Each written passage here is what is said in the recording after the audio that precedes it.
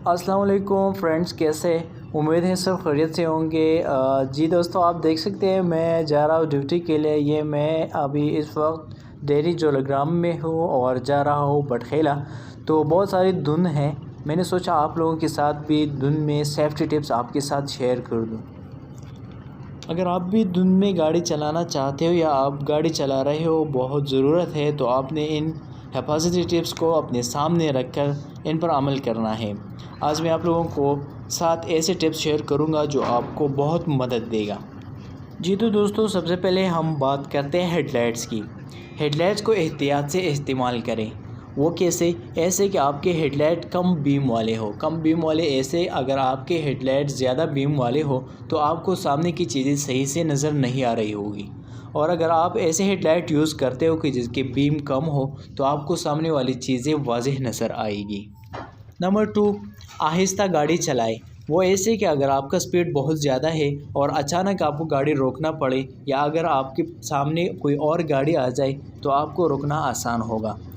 Number 3, फासला कम रखें।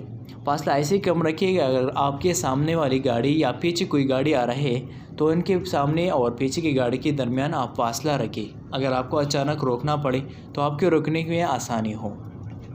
Number 4, अपने विंडशील्ड वाइपर्स का इस्तेमाल करें। विंडशील्ड वाइपर्स का अगर आप इस्तेमाल करते हैं तो आपकी सामने वाले ग्लास साफ़ होगा इससे, और इसमें जो धुंध है वो इससे साफ़ होकर आपके सामने वाली जो भी चीज़ें हैं आपको साफ से नज़र आएगी।